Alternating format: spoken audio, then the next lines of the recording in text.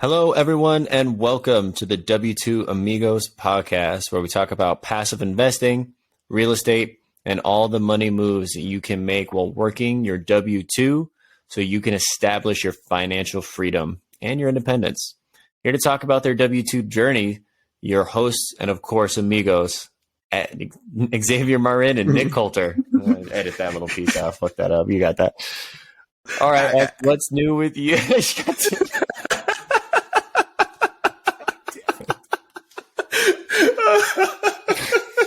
Flip my office chair over. I'm for sure going to figure out how to blooper that one into this episode. All right. So, X, what's new with you, man? How you doing? I'm doing great, man. It's been a crazy past 48, 72 hours. So by the time this thing airs, we've already probably have a couple of episodes in our belt. And it's been pretty nice and also challenging to kind of go through the process of not only recording, editing, but publishing a podcast. So I thought I had everything figured out. When this morning woke up, I'm like, okay, ready to publish. Nope, that wasn't it. Had to go through like a few things with Apple Podcasts. Nope, that wasn't it. Spotify. So I'm good now. But yeah, the last 48 hours have been a little stressful to kind of get this thing officially published. You know, it's interesting. I've felt the same. So I had a home inspection for a property that I am under contract with a client. Oh,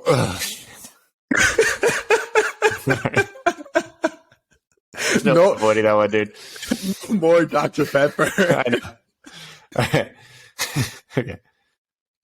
Yeah, I feel you on that one. So it's been interesting for me as well. So I've had the house that we're under contract in for my client, Aaron, who actually talking about some things came out on the inspection that we're going to need some additional quotes. Trying to get all that figured out before I go on my honeymoon in 2 days, and I am gone out of the country for 9 days. It's hard to do anything remote like that. So trying to figure that out. And then also you're doing the podcast and posting that. I am trying to work on the link tree, the Instagram, the TikTok reels, the YouTube channel. Got it all set up.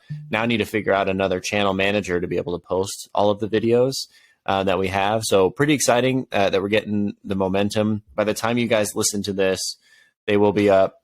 So please, if you can, pop into wherever you listen to your podcasts, like, subscribe, hit the YouTube, follow, but whatever. I don't know with the YouTube channel. I need to listen to more Raw Built. But ultimately, if you guys can leave us an honest review, it would really help us out, grow the channel, get to meet more people, get to interview more people, because we want to make sure that we're inspiring as many investors as possible to invest while working their W-2. Absolutely. Yeah, it's going to be very important too, right? I think the content that we have on there, on the podcast, on TikTok, on Instagram, feel free to like double tap that like, right? And then also just leave us some comments on there, see what you guys think. And based off what we're sharing, let us know, how that relates to you and what you guys are working on as well. Yeah, so today I'm super excited. We have an interview with a client, a house hacker extraordinaire of mine, Aron Rodriquez. So Aron is a house hacker in the Inland Empire area. Him and his fiance work W-2 travel nursing roles, which I'll let him kind of cover and dig into. But what did you think of the interview, X? I was very happy to have him on to talk about his journey. Yeah, it was great. Really great guy. I met him a couple weeks back in BPCon.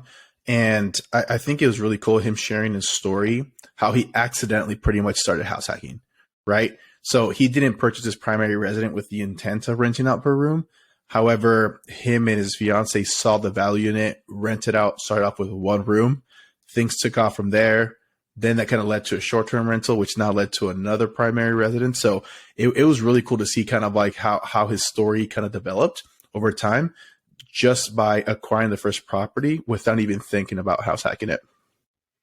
Yeah, I'd say my biggest takeaway is they work in the medical field, and so many coworkers of theirs don't invest. And that was interesting for us to hear, especially with that field being pretty highly educated.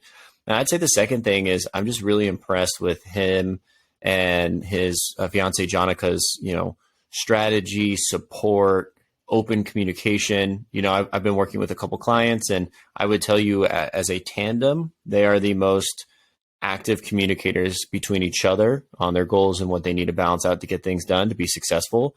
So I'm really excited to recap the interview, but then also look forward to the next time we have him on as he and his fiance grow their portfolio and reach their financial independence. Yep. All right. Well, let's get to it, guys. All right. All right, guys. So here today we have a house hacker extraordinaire from the Southern California market, Aron Rodriquez.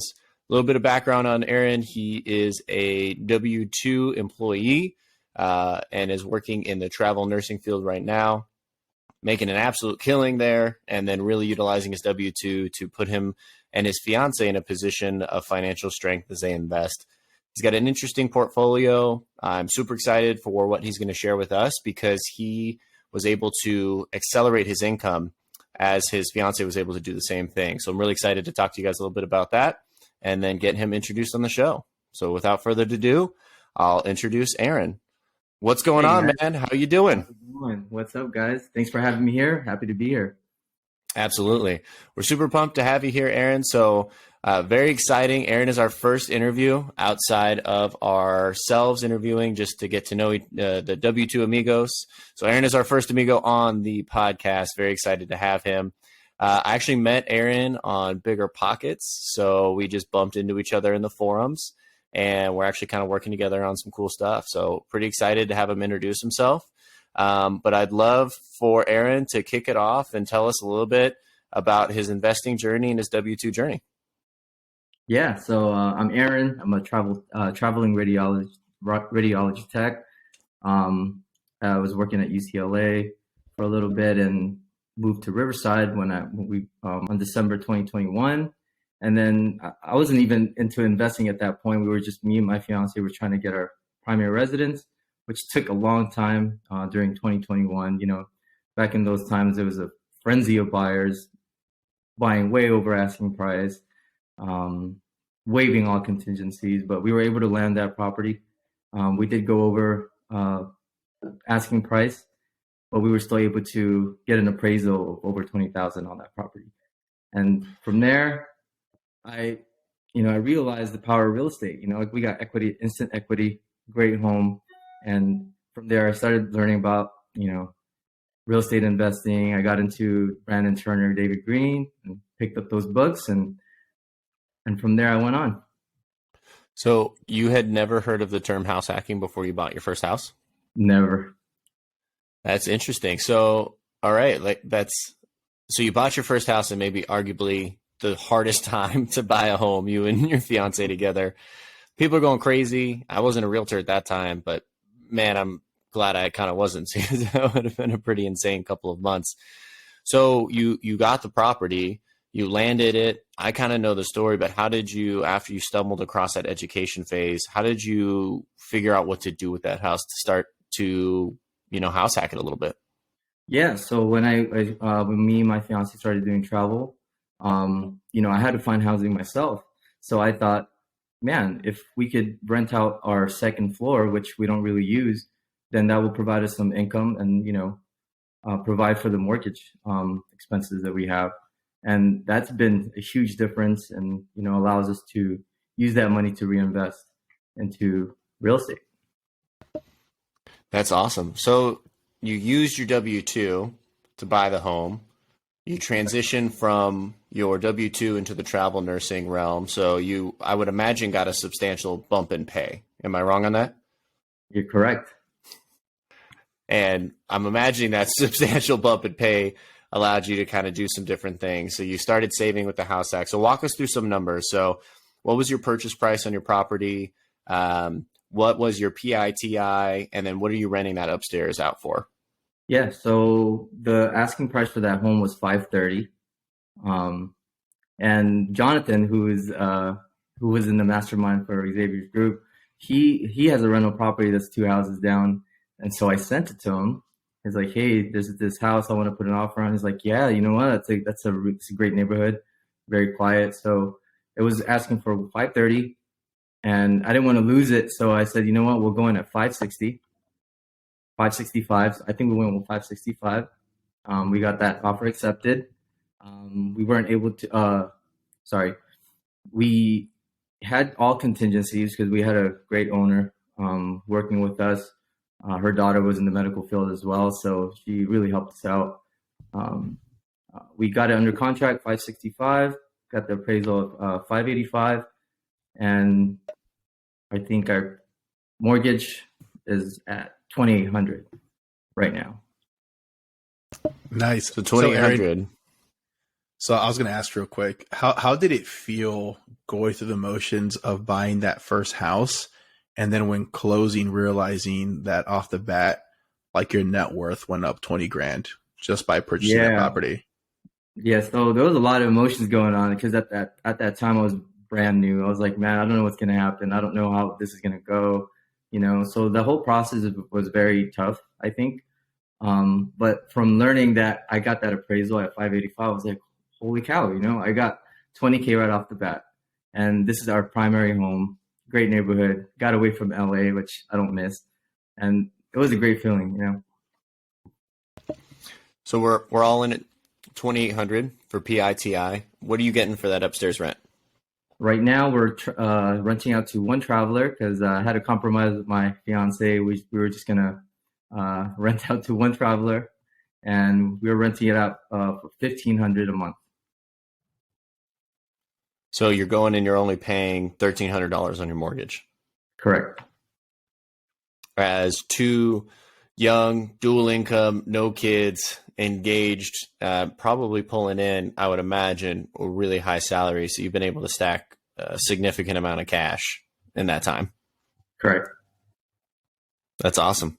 So how did you get your fiance on board? Because, you know, I had a different, I would say, experience. My wife, Evelyn, gave me the Set for Life book by Scott Trench, and that got me hooked on financial independence and saving and financial strength. And then I'm the crazy person that took it to the house hacking level where I wanted to rent out every bedroom that I could. So how did you convince your fiance to get on board with that strategy? Yeah, that's a great question because, I mean, I think a lot of the problems with couples when it comes to, you know, real estate investing and making that sacrifice, a lot of the times, you know, just tends to be arguments over, you know, having people over at the house, you know, being uncomfortable, right?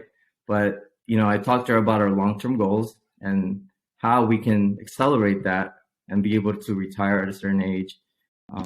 So from there, she was like, okay, you know what, let's try a tenant. And, you know, we got a great traveler in there who keeps to themselves and doesn't bother anyone. So from there, you know, she loved that, you know. So Aaron, just out of curiosity, sorry to interrupt you. Just out of curiosity, how many bedrooms did you say your house was? It's a 4-bedroom house with 2.5 baths. Yeah, and the reason why I asked you that question, because I think it's also important when you talk about compromise, right? When you're trying to get your partner on board, it's like there's a difference between like, hey, let's just start off with one room. Let's just go ahead. Let's see how it works. If it doesn't work, you know what? We don't have to do it. It's okay. Versus like, hey, I want to go ahead and fill up like 3 out of the 4 bedrooms off the bat. Like that can be a lot for someone to take on at once. So yeah, definitely a big fan of your approach of like, hey, let's just start off with one and let's see how it goes from there. Right. Yeah. And it's helped us out a lot. And actually now she's like, hey, I think we should put up those 2 rooms. So now she's having me like post it. So we're looking forward to that. Yeah, it's fun too when you can use numbers to prove it. You know, to say, hey, let's say you and your fiance wanted to take, I don't know, a really nice trip every year, and that trip was going to cost like 10 grand or something. That's a lot of money to me, but something really expensive, right? And you were able to say, hey, that's us renting out 2 of those rooms for an additional, you know, 6 months out of the year. And then it's like, oh, okay, well, that makes it a little bit more digestible. So when you put it in terms of goals and what you guys can achieve, I think it's a pretty easy selling point, especially when you guys are aligned. What I'll say too is, you know, I've had this conversation with my wife before we got married. You and your fiance are having this conversation before you guys get married. I think that's a wonderful thing and really shows like that balance and maturity in a relationship to be able to have these conversations, because a lot of people don't. And to your point, that's like the number one thing couples break up over is money. I think is the first thing that they do. Right. Yeah. That's awesome. Well, I hope, I'm very confident in both of our marriages lasting forever then. So that'll be the plan. If not, then we will have a new episode on the podcast at some point in time about it. Kidding. Yeah, right. If it doesn't, I'm going to be a sad amigo. All right. I can tell you that much. We're going to change that frown upside down on our logo. Yeah, exactly. So, Aaron, you got one. You're saving a crap load of money. Give us an overview of your entire portfolio right now. So now we have that current primary residence. We now have an STR in Glendale, Arizona, where Super Bowl is going to be. So pretty excited. That's been a rough journey for me because we had to do a whole rehab for 3 months. There was a lot of uncertainty on whether it was going to be finished, with the timeline. But, after all this hard work, it's paid off and we're completely booked till the end of October. That's nice. awesome. Congrats. Thank you. So run us through a little bit of and I want to hear specifically, because, we're a podcast focused on W-2 employees. How did you go from one primary residence to a STR out in Phoenix? What did that process look like, and how did you qualify for that loan? Yeah, so we used a second home loan on that property. We actually had a lot of trouble going back and forth with the lender out there, knowing the fact that we were contracted workers, but we were still W-2 workers, but didn't like the fact that it was contract and it wasn't like, we didn't have like an actual staff position at this hospital. But it's crazy to think when I used to work at UCLA, I was making twice as less, and I'm able to qualify, no problem.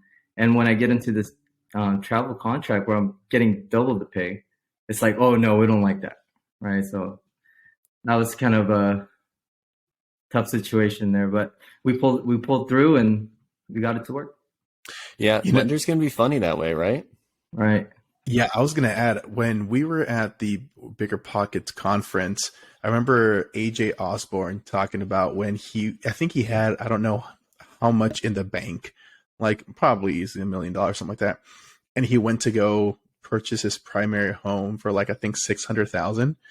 And they're like, yeah, because you don't have any history of employment, like a W-2 employer, we're going to need your dad to sign the loan for you. He's like, have you seen my bank account? Like, I'll pay it.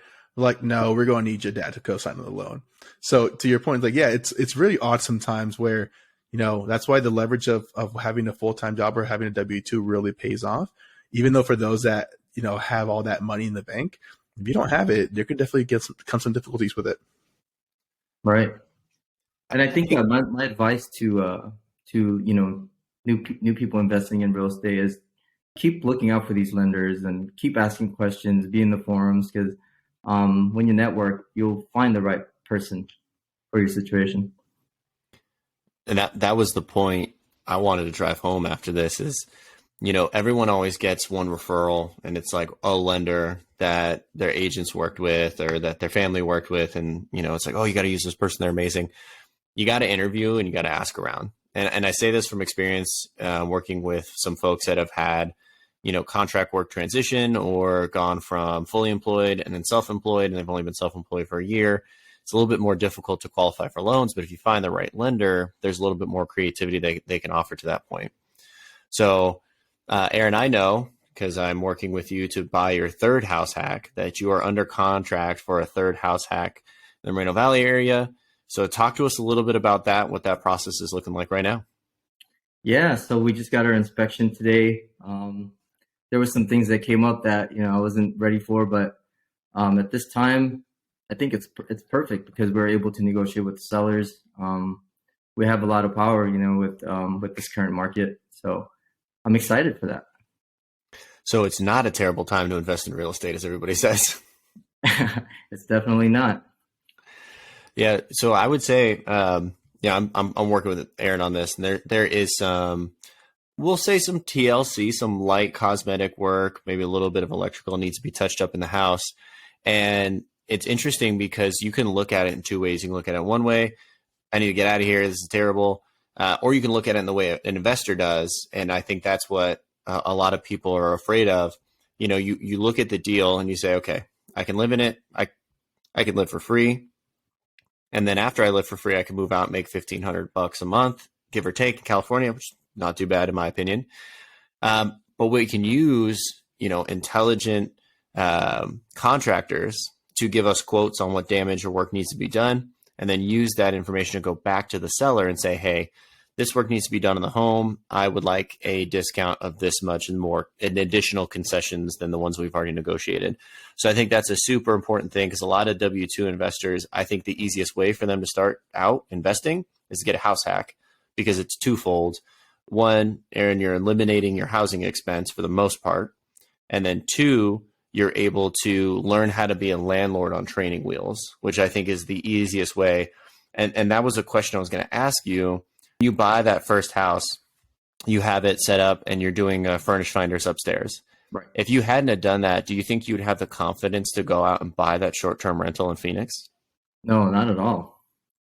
Yeah, I don't think I would have been able to pull that trigger. Obviously had some money saved up. Plus, we were saving so much on our expenses and mortgage that we were able to pull that trigger. Yeah. Yeah. So don't be afraid to get started, guys. I mean, Aaron's living proof of it. He is eliminating his housing expense by $1,500 a month, which is a ton of cash. And if you look at the Starbucks model, that's a lot of Starbucks drinks every day that Aaron can now get with his fiance because he saved that $1,500. But it's not like he eliminated his expenses completely. It's not like he found this deal that was cash flowing him $300 right out the gate. Sometimes in investing, you have to be okay with hitting these base hits to the point where you can then level up and get something a little bit bigger, like a short-term rental. But I think ultimately what I love about the house hack model, what you're doing, Aaron, is it's building confidence to continue to grow. Right.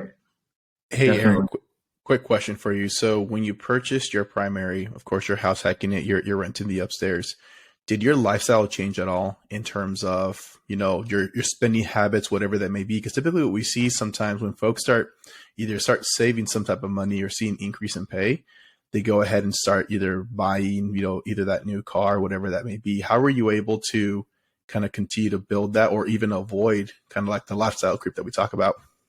Yeah, that's a great question. It's actually reversed for me. I started spending less because I knew like what I could do to invest. So now I'm like keeping more money. I'm like, okay, I spent less on clothes. I'm just like, I'm just going to keep these clothes that I have now and, save up. And then until I get the next property, then okay, maybe I'll go splurge, But yeah, it's been a life-changing journey, the past 10 months. And looking back, it's like, man, we did that, and everybody can do it too. If I can do it, I'm still working. I work tonight after this podcast, and I always tell people like, being uncomfortable is temporary.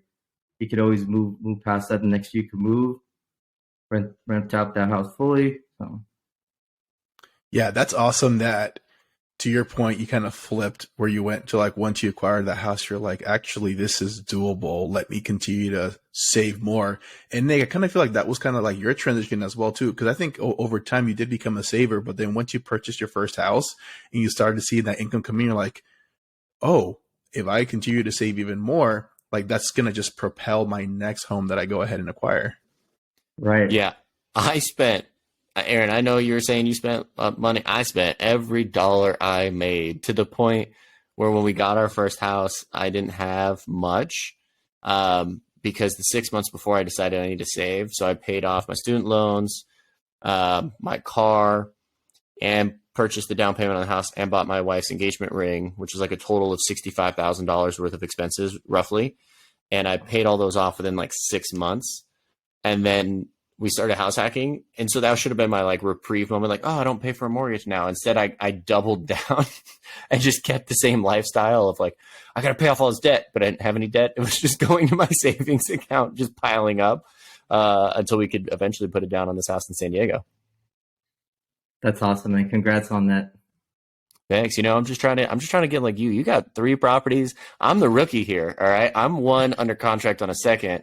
X has got 3. You've got 2 under contract on a third. I'm just trying to get like you guys. I wish I could afford a duplex in San Diego. There you go. Hey, after this house hack, you never know.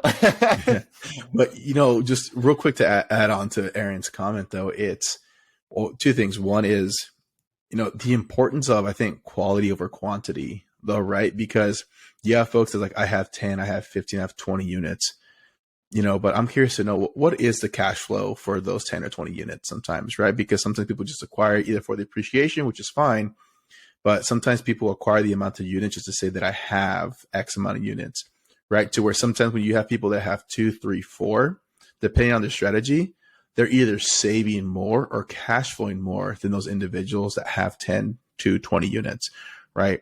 And also goes to show too is that don't underestimate the power of one, which is just starting with your first one, right? Because imagine if you wouldn't purchase your first house as a house hack and using that, you probably wouldn't be in this position that you're in now where you're looking to acquire your third property, right? Right. Like Brandon Turner said, you don't need many units. It just takes the right ones, right? Exactly. I couldn't agree more. There's a famous Warren Buffett quote out there. It's like he was talking to a young group of investors. If I gave everybody a punch card and you could only invest, I think it was like 5 investments in your entire life, I guarantee you'd be rich because you would be so thorough and so analytical on those investments. You could guarantee yourself a return, which I always found fascinating. And that's why I think W-2 employees should do something like that because it's easier. You don't have to manage a zillion units and be an operator for a syndication with the 1,300 unit apartment building. That just seems like too much work for me.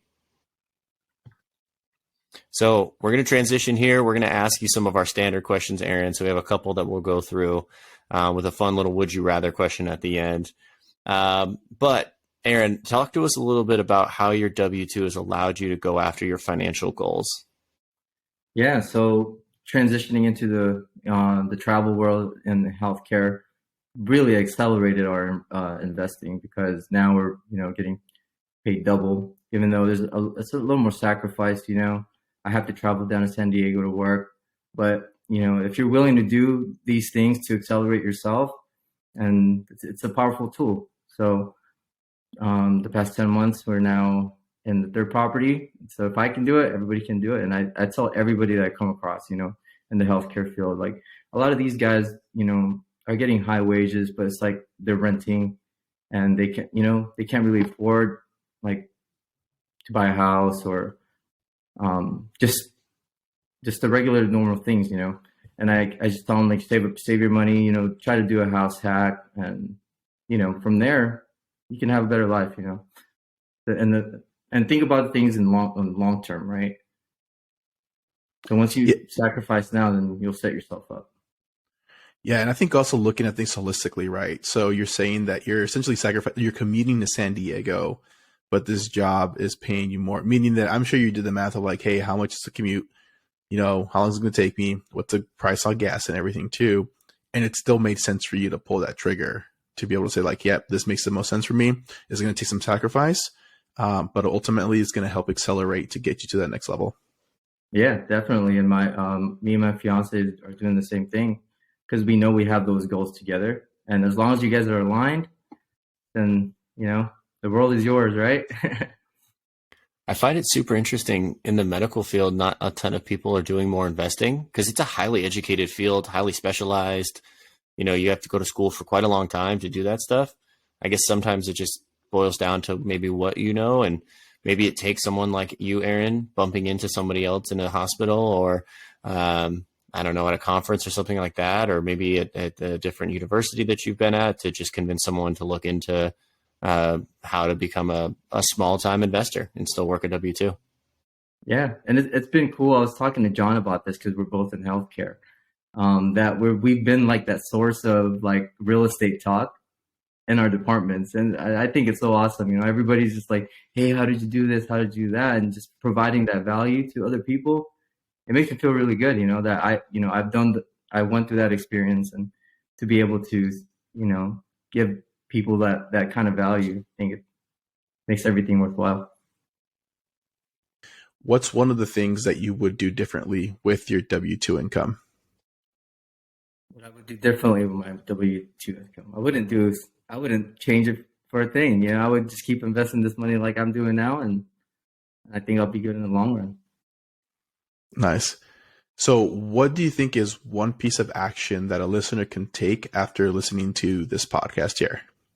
Yeah, I think just get educated, listen to podcasts, go to Bigger Pockets, network with other people to find information. And I think that's helped me out in my journey.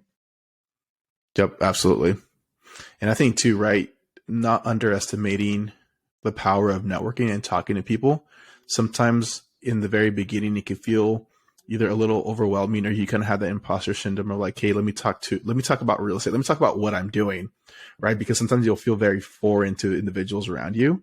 But like you said, you and your buddy John, right, are kind of known as people that talk about real estate, kind of in the work environment that you're in, where probably a year or two ago, it wasn't like that, right? I'm sure it felt a lot different than it does today. Yeah.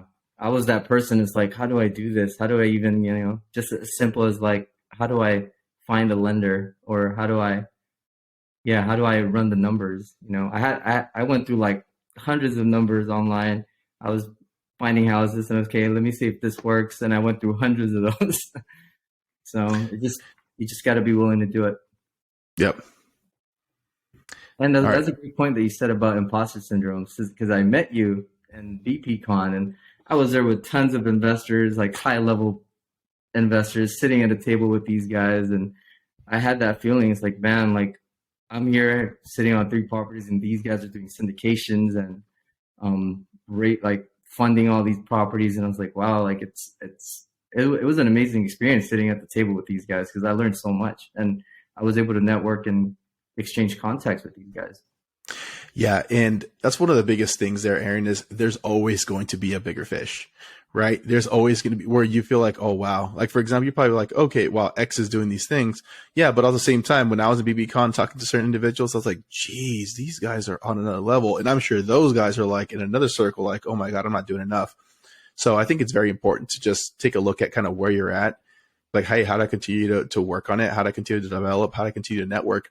I think also what's very important too is not forgetting that at some point you were also a new investor, and no matter how green you feel, there's always someone probably right behind you that probably wishes that you're in the position that you're at as well. So it's like, how are you also helping others to kind of get to where you're going or where you're at? I think can go a really long way. Yeah, that's a great point you made there. All right, Aaron. So we're all about action. And clearly you are too. 3 houses in 10 months potentially. Tell us, what's one thing that you would want a listener to do after listening to the podcast? Nick, we already covered that. So geez, man. Jump into the you next. Guys go through 2 questions? Holy shit. All right. Well, that was a large can of Dr. Pepper there that you had. Well, and I worked out. So I'm trying this new program, Aaron. It's like balancing and shit like that. So it's all different. So I had 2 things of water because I was doing a bunch of like toe touches and weird stuff like that. And then I wanted a Dr. Pepper Zero, bro, because I'm still on my diet. So, all right. I will ask the would you rather question. All right, Aaron. So we like to do this. It's a fun, goofy kind of would you rather question. Would you rather have to dance uncontrollably every single time you hear a song, or have to sing at the top of your lungs every single time you have to hear a song? Which one? I would rather dance, because I can't sing to save my life. Can you dance? I could dance a lot better. I'll tell you that. Oh, dang. I wish I had music queued up so we could see a little Dougie right now or something like that. That's awesome. Cool. So, Aaron, if our guests wanted to reach out, maybe get to know you a little bit better, hear from you one-on-one, walk through your journey, hopefully we have some travel professionals that want to hit you up and find out how you did it. What's the best way someone can reach out to you? Yeah, you can find me on Instagram. My username is arodmark4. And yeah, hit me up. That's awesome. Any last words for our listeners before we cut to our outro? I would just say that if you have the will, there's a way, and you got to start somewhere. Start slow, and that's how you progress. All right, everyone. That was Aron Rodriquez, house hacking extraordinaire in the Inland Empire, killing it with his fiance in the travel nursing space. X, what are some things that you would think our listeners are taking away from this? Yeah, I would share that, definitely give yourself some credit. There's probably things that you're doing out there right now with your lifestyle or with your living situation that you probably don't even realize that you're doing. And what I mean by that is, he was house hacking before he even knew what house hacking was, right? There's people out there that are probably renting out their rooms to siblings, to family, that are technically are house hacking. There's people that are out there that are remodeling their garages just because it makes sense to be able to provide like some other type of living headquarters for somebody else. So definitely take a look at your living environment, see what you're doing. But you'd be surprised how many people are already using this strategy without even knowing it. Yeah, I would say, from Aaron's perspective, I think people can take away, don't be afraid to start small. He started renting out the top half of his house. He wasn't paying his whole mortgage. It wasn't this grand slam deal that he's going to go up and smash a football on stage at BPCon with, but it was the base hit that he needed to grow the confidence to buy a short-term rental, to go after a second house hack. So don't be afraid to start small. I mean, if anything, it's $1,500 of additional income over an entire year. I mean, we're talking tens of thousands of dollars, which is a huge net worth swing for the majority of us.